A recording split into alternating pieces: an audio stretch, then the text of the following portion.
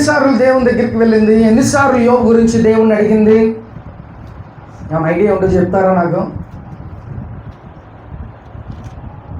ఎన్నిసార్లు సాతాను దేవుని దగ్గరికి వెళ్ళి యోబు గురించి మాట్లాడింది, లేకపోతే దేవుడు సాతానికి సాక్ష్యం ఇచ్చింది? 2 సార్లు. ఎందుకని ఒకసారిగా వెళ్ళింది? ఓకే,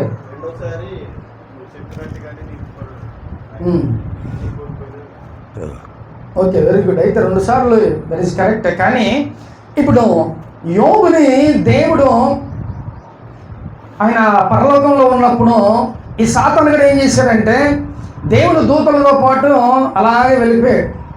సాతాను గారు అంటే కన్నింగ్ గాడు కదా, ఈ కన్నింగ్ గాడు ఏం చేశాడంటే ఆ దూతలతో పాటు అలాగా వెళ్ళిపోతే దేవుడు ఏంటి ఇటు వచ్చావు అనే మాట అడగగానే, నేను ఇట్లా దూతలతో పాటు నేను వచ్చేసానని చెప్పే మాట అంటే, ఈ మధ్యలో టాపిక్ ఏమొచ్చిందంటే యోబు గురించి ఈ టాపిక్ వచ్చింది. నా యోబు సంగతి ఒకసారి ఆలోచన చేసావా అని అంటే, అబ్బో ఆలోచన చేసావులయ్యా, ఆయనకి నువ్వు కంచి వేసావు కాబట్టి నేనేమి ఆయన్ని టచ్ చేయలేకపోతున్నాను, ఒకసారి తీసి చూడు, అప్పుడు నేను ఏమంటాడో చూద్దాం అని చెప్పేసి అని అన్నారు. ఈ మాట సాతాను ఎప్పుడైతే అందో, ఆయన గొప్ప సాక్ష్యం చెప్పాడు యోబు గురించి. యోబు గొప్ప నీతిమంతుడు, యథార్థవంతుడు, ఆయన లాంటి వాడు ఎవరు లేరు అని చెప్పే మాట దేవుడు సాక్ష్యం ఇచ్చాడు. ఈరోజు నీ గురించి నా గురించి కూడా ఒక సాక్ష్యం చెప్పాలి. ఫలానా వ్యక్తి ఇలాంటి వాడు, లేదా ఫలానా ఆవిడ ఇలాంటిది అనే సాక్ష్యం నీకుందా? ప్రియమైన దేవుని బిడ్డ, దేవుడు చెప్పడం పక్కన పెట్టు, నీ ఇంటి పొరుగు వారు ఎవరైనా చెప్తున్నారా నీ గురించి సాక్ష్యం? అబ్బా నోరు విప్పితే చాలండి అంటున్నారా మనల్ని? నీ గురించి సాక్ష్యం ఎలాగుంటుంది? యోబు గురించి సాక్ష్యం, మంచి సాక్ష్యం చెప్పాడు. ఎవరో దేవాది దేవుడే స్వయంగా చెప్పాడు. ఏమనంట, ఆయన లాంటి వాడు లేడండి, యథార్థవంతుడు, నీతివంతుడు, ఆయన లాంటి భక్తిపరుడు ఎవరు లేరు భూమి మీద అని చెప్పి సాక్ష్యం చెప్పింది. ఇది వన్స్ ఒకసారి అయిపోయింది, ఆల్రెడీ దేవుడు కంచి తీసాడు. సరే ఎల్లు చూసుకో అయితే ఒకసారి అని చెప్పి అన్నాడు. అయితే 2వసారి కూడా మళ్ళీ వెళ్ళిందంట అలాగే సేమ్. ఎందుకు వెళ్ళిందంటే చూద్దాం ఒకసారి. 1వ వచనంలో అలా వెళ్ళింది, ఇప్పుడు 2వ వచనంలో చూద్దాం మనం.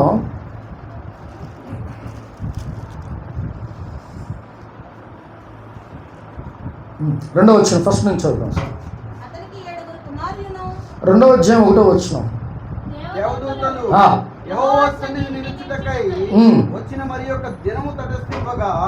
అయితే ఇది 2వసారి.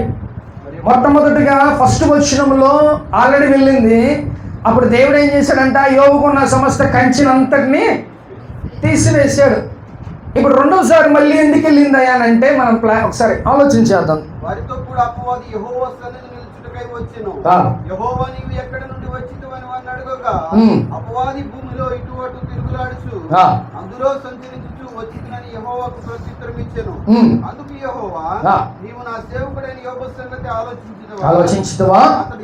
అతడు యథార్థవంతుడును న్యాయవంతుడనై దేవుని యందు భయభక్తులు కలిగి చెడుతనమును విసర్జించిన వాడు, భూమి మీద అతని వంటి వాడు అవ్వుడును లేడు. కారణముగా అతనిని పాడు చేయుటకు నీవు నన్ను ప్రేరేపించినను, అతను ఇంకను తన యథార్థతను వదలక నిలకడగా ఉన్నాడనగా. చాలు చాలు, ఇక్కడ ఒక మాట మీరు జ్ఞాపకం చేసుకోండి. ప్రియమైన దేవుడు ఏమని అంటాడంట, ఆల్రెడీ కంచి తీసాడు.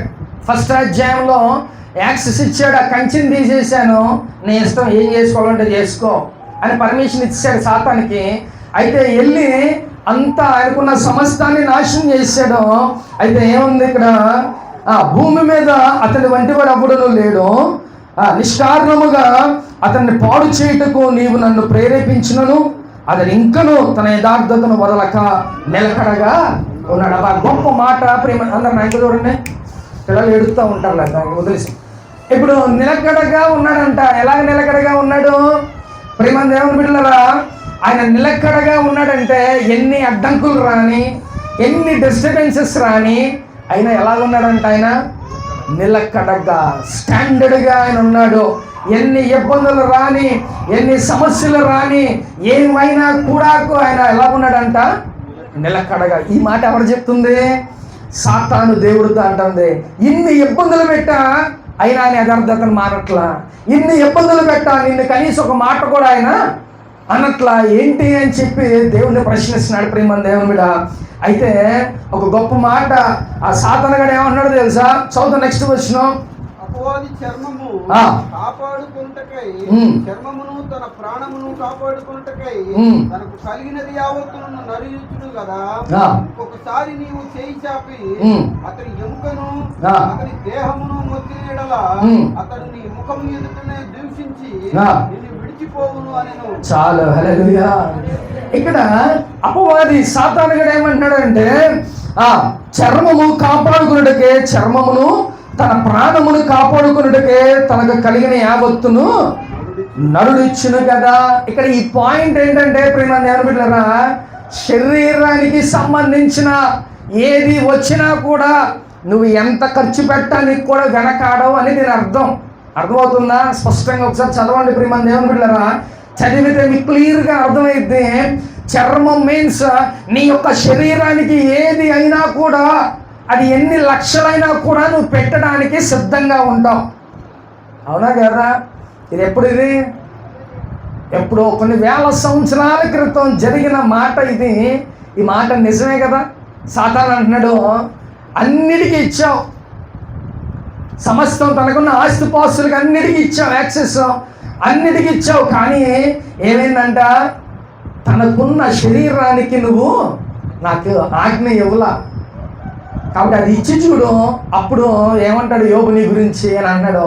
ఈరోజు ప్రేమ దేవుని బిడ్డలారా, మనం కూడా ఎలాంటి భక్తి చేస్తున్నామో తెలుసా? ప్రేమ దేవుని బిడ్డలారా, చిన్న మనకి ఏదైనా అవసరం తీరకపోతేనే మనం దేవుణ్ణి తిట్టుకుంటున్నాం, అనరాని మాటలు అంటున్నాం. కానీ ఇక్కడ యోబు ఫస్ట్ ఆయనకున్న కంచిని తీసేస్తే అన్నీ పోయినాయి, రోడ్డు మీద పడిపోయాడు. ఇప్పుడు ఆఖరికి సాతాను ఏమడుగుతుందో తెలుసా? తన శరీరం మీద కూడా అధికారం, అంటే దేవుడు ఏం చేస్తే తెలుసా?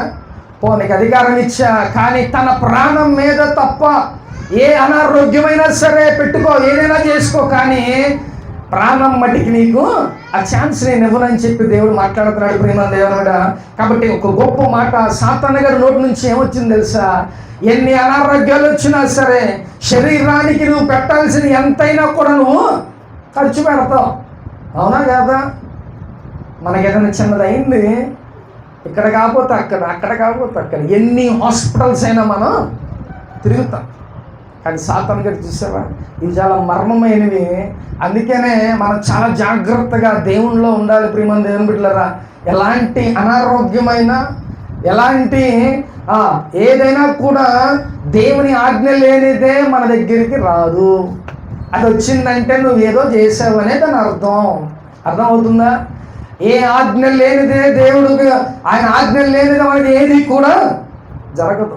మాట గుర్తు పెట్టుకొని ప్రేమ దేవుని బిడ్డలారా. అందుకే సాతాను అంటుంది, అతని శరీరానికి, మనుషుడు శరీరానికి ఏదైనా కూడా అతను ఎంత ఖర్చు పెట్టడానికి కూడా వెనకాడడం. నేను ఒకసారి సుత్తపల్లి ఊరు వెళ్ళా, నన్ను పిలిచారు. దేనికి పిలిచారంటే ఎవరికి ఒక ఆవిడికి దెయ్యం పట్టిందంట. అయితే ఆమె వేరే చోట ఉంటుంది, కానీ నేనున్నానని చెప్పి నా కోసం ఆమెను పిలిపించాడు. అంటే మరి ఎంతమంది దగ్గరికి వెళ్ళా మనకు తెలియదు. అయితే దరిదాపు 15 హాస్పిటల్స్లో చూపించుకున్నారంట. ఏ హాస్పిటల్కి వెళ్ళినా ఏమీ లేదు. 15 హాస్పిటల్లో ఆఖరికి మన దగ్గరికి వచ్చారు. సరే వెళ్ళే తీరా చూస్తే నాకు అర్థమైపోయింది. ఈలో మనం ప్రేయర్ చేసి ఇచ్చిన ఆయిల్ ఉందంట. ఆమె చుట్టాలు ఆవిడ్ని వాళ్ళ ఇంటికి తీసుకెళ్ళి, మనం ప్రేయర్ స్టార్ట్ అయ్యేటప్పుడు తీసుకొస్తారు వాళ్ళు. సరే మనం వచ్చే ముందు వాళ్ళకి భయం వేసి ఏం చేశారంటే, ముందు ఇంటికి చుట్టూరు ఇంట్లో కూడా ప్రేయర్లు చెల్లేశారంట, మనం చేసి ఇచ్చిన ప్రేయర్ ఆయిల్. ఏం అక్కడికి వెళ్ళి నేను రానంటుందంట. అని అంటే, బాబు అంత మంటలుగా ఉన్నాయి, నేను రాను అని అంటుందంట. సరే రైట్, ఇక వాళ్ళకి అర్థమైపోయింది. డైరెక్ట్గా చర్చిలోకి ఇక మనం వెళ్ళాం. ప్రేయర్ స్టార్ట్ అయిన తర్వాత నేను వెళ్ళాను, విడిపించేసాము. ఆమె ఎలా ఉందంటే పరిస్థితి, కూర్చోలేకపోతుంది, నుంచోలేకపోతుంది, ఓన్లీ కొనుక్కోవటం. మనం ప్రేయర్ చేసిన తర్వాత మా ముందే పరిగెత్తుకుంటూ వెళ్తుంది, మా మంచిలు లేస్తుంది, మాకు అన్నీ చేసేస్తుంది పరిచర్యలు. ఆ పాస్టర్ గారు చూసి, ఏంటి పాస్టర్ గారు, మా 15 హాస్పిటల్ తిరిగింది, మన ముందు కొనుక్కొని ఉంది అని చెప్పి అంటారంటే, ఇప్పుడు నేను ఈ మాట ఎందుకు చెప్తున్నానంటే, మనకి ఏదైనా జరిగితే 15 కాదు కదా, 100 హాస్పిటల్స్ అయినా మనం తిరుగుతూ ఉంటాం. అందుకే నేను సాతాను అంటున్నాడు, నువ్వు కంచె తీసావు కానీ తన శరీరం మీద నాకు అధికారం ఇవ్వలా అని చెప్పగానే సాతాను అంటున్నాడు, ఆ శరీరం మీద ఒకవేళ ఇస్తే దానికి ఎంత ఖర్చు పెడతానికైనా మనుష్యుడు వెనకాడ్డు అని మాట చెప్పారు. సార్ చదువుదామా మాట.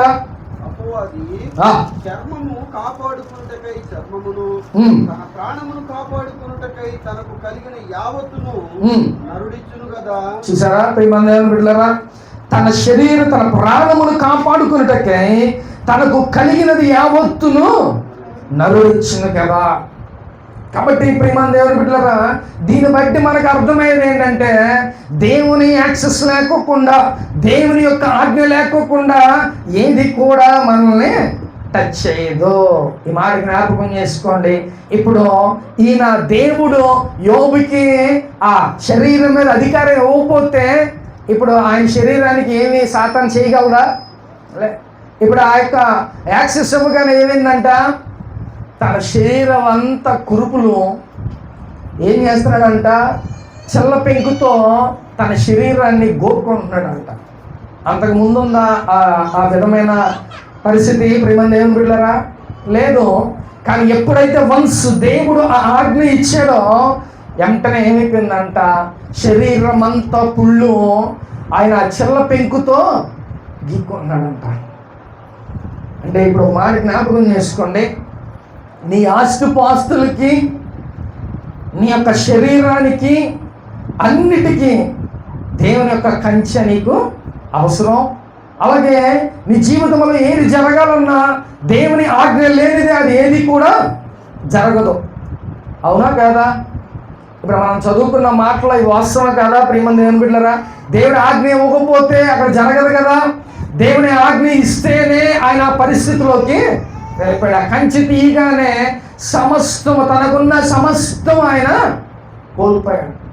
అయితే ఒక మాట జ్ఞాపకం చేసుకోండి ప్రియమైన దేవుని బిడ్డలారా, మనమైతే శరీరం దాకా ఎందుకు, చిన్న కొంచెం అప్పు అయితేనో లేకపోతే ఏదైనా తలనొప్పి వస్తేనో దీనికే మనం ఏదేదో మాట్లాడుకుంటూ ఉంటాం, ఏదేదో చెబుతూ ఉంటాం. ఈ లోపు మన ఇంటి పక్కనోడో లేకపోతే దేవుని తెలియనోడో అయితే ఎవడైతే ఏమంటాడంటే, చర్చికి వెళ్తున్నావు కదా, ఏంటి ఇంకా తగ్గలదా, చర్చికి వెళ్తాను ఇంకా తీరలేదా, ఇలాంటి మాటలు ఇవన్నీ ఎవడ సాతాను మాటలు ఇవన్నీ.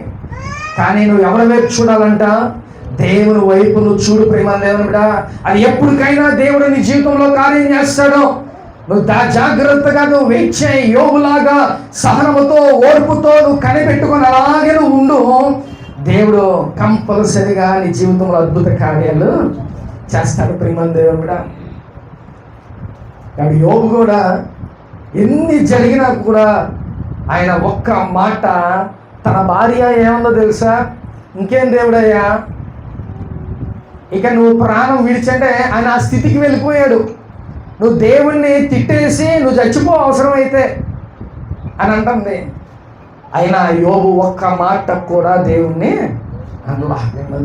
అది గొప్ప విషయం. ఈరోజు నీ దగ్గర ఉంటే లేకపోవచ్చు, ఈరోజు నీకు ఆరోగ్యం ఉంటుంది లేకపోవచ్చు, కానీ దేవుడు ఆయన్ని మనం ఒక్క మాట కూడా అనుకోకుండా జాగ్రత్తగా మనం ఉండాలి ప్రియమైన దేవుని బిడ్డలు. ఎందుకంటే నా దేవుడు డబ్బులు ఇస్తాడని మనం చర్చికి రావట్లా, నా దేవుడు ఆరోగ్యాన్ని ఇస్తాడని చెప్పి మనం రావట్లా.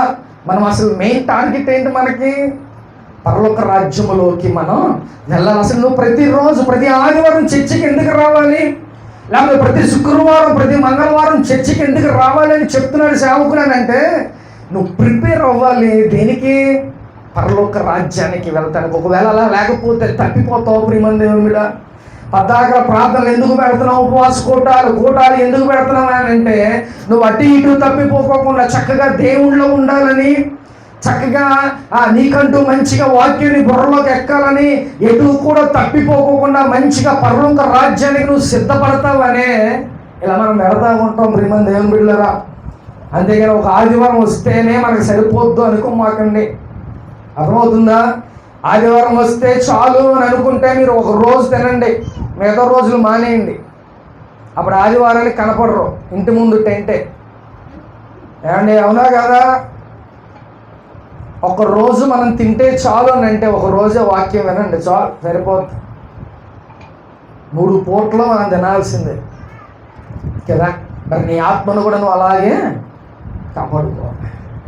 అందుకని చక్కగా దేవుడు ప్రతి శుక్రవారం, మంగళవారం, లేకపోతే ఆదివారం, లేకపోతే మీటింగ్స్ అని అవి ఇవన్నీ దేనికేనంటే నీ ఆత్మను నువ్వు రక్షించుకోవడానికి, నువ్వు దేవుళ్ళు స్టాండర్డ్గా అటు ఇటు పడిపోకుండా దేవుళ్ళు ఉంటావనే.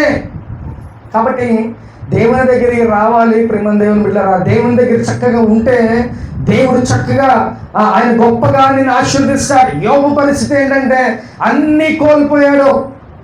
ఆ సాతాను చూడండి, ఒకసారి ప్రేమ దేవుని బిడ్డ ఒకసారి వెళ్ళింది, ఒకసారి పర్మిషన్ తీసుకుంది, రెండవసారి వెళ్ళింది, తనకున్న సమస్తాన్ని మళ్ళీ శరీరం మీద ఉన్న దాని మీద కూడా పర్మిషన్ తీసుకుంది. ఈరోజు నీ మీద కూడా సాతాను పర్మిషన్ తీసుకుంటాడేమో. జాగ్రత్తగా ఓర్పుతో, సహనముతో, యథార్థంగా, పవిత్రంగా ఈ లోకములో నువ్వు జీవించు ప్రేమ దేవుని బిడ్డ. ఏది వచ్చినా కాపాడడానికి ఆయన ఉన్నాడు. అర్థమవుతుందా? ఏది వచ్చినా కాపాడడానికి ఆ వ్యక్తి ఉన్నాడు, మన గొప్ప దేవుడు. కాబట్టి నువ్వు ధైర్యంగా ఆ వ్యక్తినే తిట్టావనుకో, ఇక మన కాపాడేవాడు ఎవడు, మన జీవితంలో కార్యాలు చేసేవాడు ఎవడు ప్రేమ దేవుని బిడ్డ. అందుకని యోబు అన్నీ కోల్పోయినా కూడా, తన భార్య కూడా వద్దన్నా సరే, ఇంకేం దేవుడయ్యా అని అన్నా కూడా ఆయన భక్తి ఎలా ఉందో తెలుసా? చాలా నిలకడగా ఉంది, స్టాండర్డ్. అదే మన భక్తి అయితే ఎలా ఉంటుంది? కార్యం చేస్తే దేవుడు, లేకపోతే మన అప్పులు తీరితే దేవుడు, మన అవసరత తీరితేనే దేవుడు, లేకపోతే ఆయన దేవుడు. నువ్వు వస్తే అంత, రాకపోతే అంత ప్రేమ దేవుడు. నీకు కావాలి దేవుడు అంటే ఆల్రెడీ ఆయన మనల్ని ఇష్టపడుతున్నాడు, మనకు కావాలని కోరుకోండి. నువ్వు వద్దనుకుంటే ఆయన ఏం చేయగలడు? అసలు ఆయనకైతే నష్టమే లేదు. కాబట్టి దేవుణ్ణి ఎట్టి పరిస్థితుల్లో, ఏ స్థితిలో కూడా నువ్వు విడిచిపెట్టకోకుండా జాగ్రత్తగా నువ్వు ఉండవు. సొంత భార్య వదిలేసిన, స్నేహితులు వదిలేసిన, లేకపోతే ఎవరు వదిలేసినా కూడా ఆయన మటుకి, దేవుణ్ణి మటుకి విడిచిపెట్టకోకుండా అలాగే ఉన్నాడు ప్రేమ దేవుడు. ఈరోజు సాతానుగాడు మనల్ని ఏమేమి చేస్తారనే విషయాలు, కొన్ని విషయాలు మనం తెలుసుకున్నాం. మన మీద ఏమేమి యాక్సెస్ చేస్తూ ఉంటుందంటే, మనకి చాలా కుటుంబంలో సమాధానం లేకోకుండా, లేకపోతే సమ్ యాక్సిడెంట్స్ అవ్వచ్చు, లేకపోతే ఇంకొకటి ఇవన్నీ సాతాను గారు మనకి ప్లాన్ చేస్తూ ఉంటాడు. వీటి నుంచి కాపాడబడాలంటే మనం ఏం చేయాలి? ఎక్కువగా ప్రార్థనలో ఉండాలి. దేవుని దూతలు మనకి ఎప్పుడు కాపుదలుగా. 91 కీర్తనలు ఏముంటుంది? నీకు దెబ్బ తగలుకోకుండా తన దూతలు నిన్ను ఎత్తి పట్టుకొని ఉంటాయి అంట. ఎప్పుడైనా ఈ మాట గమనించారా ప్రేమ దేవుని బిడ్డలారా? దేవుని దూతలు మనల్ని ఎత్తి పట్టుకొని ఉంటాయి అంటే నీకు ఏ ఆపద కలగకోకుండా, నీ రాకపోకుండా ఆయన ఎప్పుడు తోడుగా ఉంటారు. దూతల కాపుదల ఉంచుతాను అని ఆయన చెప్తున్నాడు. నువ్వు బయటికి వెళ్ళేటప్పుడు అలా ప్రార్థన చేసుకుంటున్నావా? ఈ మాట జ్ఞాపకం చేసుకుంటున్నావా? నీ దూతలు నా కాపుదలకు ఉంచుతానని చెప్తున్నావు కదయ్యా. మరి నాకు నీ దూతలు, నేను బయటికి వెళ్తున్నా, నీ దూతలు నా కాపుదలుగా ఉంచు. అది ఒక అధికారం మనకి దేవుడు ఇచ్చాడు. కాబట్టి నువ్వు ఆ మాట ప్రార్థన చేసుకొని నువ్వు బయటికి వెళ్ళ ప్రేమ దేవుని బిడ్డలారా. కాబట్టి ఇప్పుడు దేవుని ఆజ్ఞ లేనిదే మనం ఏమీ చేయలేం. దేవుని ఆజ్ఞ లేనిదే మన జీవితంలో కూడా ఏది జరగకోకుండా ఉండదు. కాబట్టి సాతాను గారు ముట్టుకోవాలన్నా కూడా దేవుని ఆజ్ఞ కంపల్సరీ కావాల్సిందే. కాబట్టి ఈరోజు నీ జీవితంలో కూడా ఎలాంటి అనారోగ్యం అవ్వచ్చు, ఎలాంటి అవసరతలు అవ్వచ్చు, ఎలాంటి అప్పులు అవ్వచ్చు, లేదా ఇంకొకటి ఏదైనా కూడా దేవుడు ఏదైనా తీర్చగలడు. కాబట్టి దేవునికి నువ్వు ఏది జరగని నీ జీవితంలో నువ్వు మట్టికి దేవునితోనే ఆనుకొని ఉండు. ఏ సాతాను కూడా మనల్ని ఏమీ కూడా చేయలేడు ప్రియమైన దేవుని. దేవుని ఆనుకొని జీవించు. దేవుని కొరకు నువ్వు బ్రతుకు, నువ్వు చచ్చిపోయినా పరలోక రాజ్యానికి వెళ్తావు, కానీ దేవుణ్ణి మట్టికి ఒక్క మాట కూడా నువ్వు దూషించుకోకుండా ఉండాలి ప్రియమైన దేవుడు. సో ఇప్పుడు మన యొక్క సబ్జెక్ట్ ఏంటంటే, సాతాను గాడు దేవుని పర్మిషన్ లేకుండా మన జీవితంలో ఏది కూడా చేయి. ఒకవేళ మనం పడిపోయాం, మన పరిస్థితి ఏదో అయిపోయింది, ఇక మనల్ని అనేక మంది మాట్లాడుతున్నారు అది ఇది అని అనుకుంటా ఉంటాం. కానీ దేవుడు యోబుని ఎలాగైతే రెండంతలుగా ఆశీర్వదించాడో అటు విధంగా మనల్ని కూడా దేవుడు మళ్ళీ తిరిగి లేపగలడు ప్రియమైన దేవుని బిడ్డలారా. హల్లెలూయా. కాబట్టి ఈ నమ్మకం నీకుందా? నీ భక్తి నీకు ధైర్యాన్ని పుట్టిస్తుందా ప్రియమైన దేవుని బిడ్డలారా? అంత భక్తి చేస్తే దేవుడు మళ్ళీ తిరిగి నిన్ను రెండింతలుగా దేవుడు నిన్ను ఆశీర్వదిస్తాడు. ఏమంటే జరగనివి దేవుడు జరిగించాడు, అవునా కదా? దావీదు గొర్రెలు కాచుకునే వాడిని దేవుడు ఏం చేశాడండి? రాజుగా చేస్తాడు. అది దట్ ఈస్ పాసిబుల్? అసలు అయిద్దా? అది పాసిబుల్ అయిద్దా? అవ్వదు. కానీ దేవుడు తలుచుకుంటే చేసేస్తాడు ప్రియమైన దేవుడు.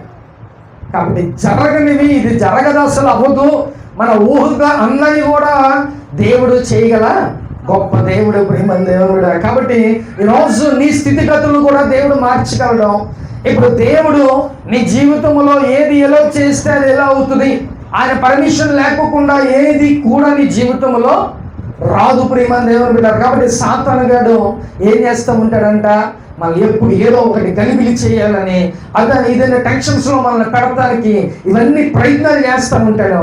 కానీ నువ్వు స్టాండర్డ్గా చక్కగా ప్రశాంతంగా ఉండి ప్రార్థన చేసుకో చాలు, నువ్వు ఇంకేం చేయవసరలా. ప్రార్థన చేస్తే చాలు, దేవుడైనా నీకు విడుదలని ఇస్తాడు. ఒకవేళ ఆలస్యమే అవ్వచ్చేమో, కానీ చేయటం మటుకి దేవుడి కార్యం మటుకి కంపల్సరిగా నీ జీవితంలో చేస్తాడే ప్రియమైన దేవుని బిడ్డలారా. హల్లెలూయా. కాబట్టి మనుషులు మనల్ని విడిచిపెట్టేయచ్చు, ఎవరైనా మనల్ని విడిచిపెట్టేయచ్చు, కానీ దేవుడు మట్టికి మనల్ని విడిచిపెట్టేవాడు కాదు. సో ఈరోజు మన దేవుడు ఆయన ఆజ్ఞ లేనిదే మన జీవితంలో ఏది ఎంటర్ అవ్వదు, అర్థమవుతుందా? కాబట్టి అలాంటి దేవుణ్ణి మనం జాగ్రత్తగా మంచి భక్తిని నువ్వు చేయి, మంచిగా నువ్వు ప్రార్థన చేయి, మంచిగా దేవుని కోసం నువ్వు బ్రతుకు, యథార్థంగా నీతిమంతులుగా నువ్వు బ్రతుకు. చక్కగా దేవుడు నిన్ను డబుల్ ఆశీర్వాదంతో దేవుడు నిన్ను ఫీల్ చేస్తాడు ప్రియమైన దేవుని బిడ్డ. హల్లెలూయా. కాబట్టి ఈరోజు కష్టాలు, నష్టాలు, ఇబ్బందులు, ఇరుకులు, బాధలు, సమస్యలు అన్నీ రావచ్చు, అయినా నువ్వు దేవుని కోసం నిలబడు. దేవుని నీ నోటెమ్మట ఒక్క మాట కూడా నువ్వు మాట్లాడు. దాన్ని మన సామాన్యంగా మనకి ఎలా వచ్చేస్తుంది అంటే, నీ మనసులో నువ్వు అనుకుంటావు, బయట అనకపోయినా, దేవుడు నాకేం చేశాడు, లేకపోతే చర్చికి వెళ్తున్నా ఏమొస్తుంది, నీ మనసులో వస్తే ఒకవేళ నీ కలగపోయినా నీ పక్కనోడు కలిగిస్తూ ఉంటాడు. సాతానుడు ఎవడో ఒకడు వాడుకుంటూ ఉంటాడు. ఇంత భక్తి చేస్తున్నావు, చక్కగా చర్చికి వెళ్తున్నావు, ఏంట్రా బాబు ఇదేనా, ఇంకా నీ బ్రతుకు మారదా అని అంటూ ఉంటాడు. కానీ నువ్వు ఏ మాటలు కాదు, కానీ నువ్వు చక్కగా దేవుని దగ్గరికి నువ్వు ఉండు, ఎవడ మాటలు వినొద్దు. దేవుడు నిన్ను లేపుతాడు, దేవుడు నిన్ను చూస్తున్నాడు ప్రియమైన దేవుని బిడ్డ. ఆయన నిన్ను గొప్పగా ఉన్నత స్థితిలోకి దేవుడు నిన్ను తీసుకువెళ్తాడు ప్రియమైన. కాబట్టి ఏ అనారోగ్యం అవ్వచ్చు, లేకపోతే ఏ అవసరతలు అవ్వచ్చు, ఎలాంటి అప్పులు అవ్వచ్చు, లేకపోతే ఏదైనా అవ్వచ్చు, కానీ దేవుడు నిన్ను విడిచిపెట్టేవాడు కాదు. ఆయన దేవుడు నిన్ను చాలా గొప్ప హైట్స్లోకి దేవుడు నిన్ను తీసుకువెళ్తాడు. కాబట్టి దయచేసి దేవుణ్ణి నువ్వు దూషించే కార్యక్రమాలను మానే. నీ నోటెమ్మట దేవుని గురించి ఒక్క మాట కూడా చెడుగా నువ్వు రానివద్దు. నువ్వు ఎన్ని మాటలన్నా మళ్ళీ తిరిగి ఆయన దగ్గరికే నువ్వు రావాల్సిందే, అర్థమవుతుందా? నువ్వెన్ని మాటలను మళ్ళీ తిరిగి ఆయన దగ్గరికి రావాల్సిందే ప్రేమ దేవుడా. కాబట్టి జ్ఞాపకం చేసుకొని ప్రేమ దేవుడా, సాతాను గాడు ఏదైనా చేయాలంటే మన జీవితంలో ఆయన చేస్తాడు. అయితే దేవుని యొక్క పర్మిషన్ లేకుండా మన జీవితంలో ఏది కూడా ఎంటర్ అవ్వదు. కాబట్టి సో ప్రార్థన చేసుకోండి, దేవా ఎలాంటి అనారోగ్యంలో దరిచేరవద్దు, లేకపోతే ఎలాంటి బాధల దరిచేరవద్దు ప్రభువా, లేకపోతే ఎలాంటివి కూడా నా దగ్గరికి రానివ్వద్దు ప్రభువా, ఎందుకంటే నీ ఆజ్ఞ లేనిదే ఏది కూడా నా దగ్గరికి రాదు. ఇలా నువ్వు ప్రార్థన చేసుకోగలిగితే చక్కగా దేవుడు నిన్ను కూడా నీ యథార్థను చూస్తాడు. నీతో కూడా దేవుడు నీకంటూ ఒక సాక్ష్యాన్ని దేవుడు ఇస్తాడు. ఇప్పుడు ఏమన్నా లేదు మంచి సాక్ష్యం నీ గురించి ఏ సాక్ష్యం చెప్పాలి? అంటే ఏం చెప్పాలి? యోగులాగా యథార్థవంతులండి, మంచి భక్తి చేస్తాడు, మంచి పరిచర్య చేస్తారు, లేకపోతే నా పని కోసం ఎంతగానో కష్టపడతాడు, ఇలాంటివి దేవుడు ఆయన స్వయంగా చెప్తాడు. అంతేగాని మన ఇరుగు పొరుగు వాళ్ళు మనకి చెప్తా ఓహో నువ్వు సూపర్ డూపర్ అంటే అబ్బాయి కానీ మనం ఏదో పెద్ద ఇదిలామని అనుకుంటాం. అవి ఎవడికి అవసరంలా. దేవుడు ఒక్కసారి మన గురించి ఒక చిన్న మంచి సాక్ష్యం చెప్తే చాలు ప్రియమైన దేవుడా. ఆయన కోసం మనం బ్రతకాలి, గొప్ప సాక్ష్యాన్ని మనం సంపాదించుకోవాలి. ఈరోజు నీ గురించి చెప్పాలనంటే ఏం చెప్పాలి? దేవుడు అవ్వచ్చు, లేకపోతే నీ ఇరుగు పొరుగు వారు అవ్వచ్చు. అది ఎన్ని కష్టాలు వచ్చినా దేవుని విడిచిపెట్టే మనిషి కాదురా. ఎన్ని నష్టాలు వచ్చినా ఎలాంటివి వచ్చినా కూడా దేవుని మట్టికి విడిచిపెట్టే వ్యక్తి కాదు. ఇలాంటి సాక్ష్యాన్ని మనం పొందుకోవాలి ప్రియమైన దేవుని బిడ్డలారా. అప్పుడు ఈరోజు దేవుడు యోబుకి ఎలాంటి సాక్ష్యం ఇచ్చాడో అటు విధంగా సాక్ష్యం మన జీవితంలో కూడా కావాలి ప్రియమైన దేవుని బిడ్డలారా. హల్లెలూయా. ఆత్మ చెప్పుచున్న మాట చివరికి వినను గాక. ఆమేన్. అందరూ